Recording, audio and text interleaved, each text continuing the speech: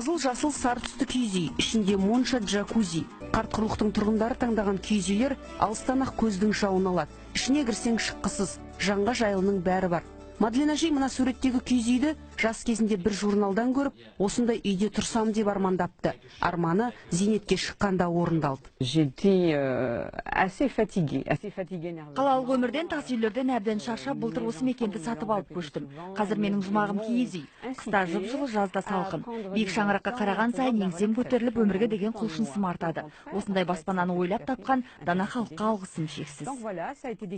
Мадлен әжейдің киіз үй 120 шаршы метр, диаметрі 8 метр. Биіктіктің есебінен жататын бөлмені бельгиялық қос сәулетші жоғарырақ орналастырыпты.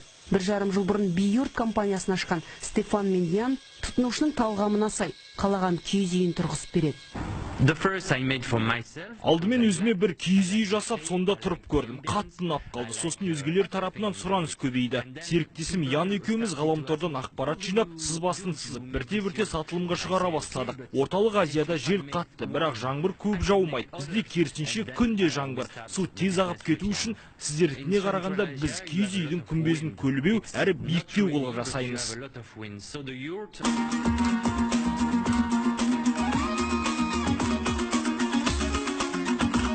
Құрылысшылар киіз үйдің шаңырағын шыны пластиктен, еденін емен мен қарағайдан жасайды. Сырты су өткізбейтін матамен жабылып, іші жылуды ұстап тұру үшін бірнеше қабат мақта шүберекпен қапталады.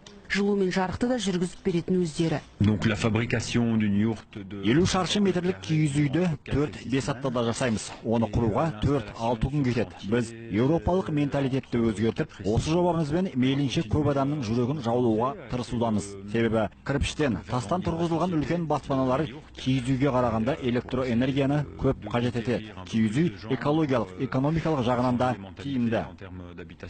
Бьюрт жасаған киіз үйлердің бағасы 15 мың мен 30 мың еуро аралығында. Бұл әдеттегі пәтерлерге қарағанда әлде қайда арзан.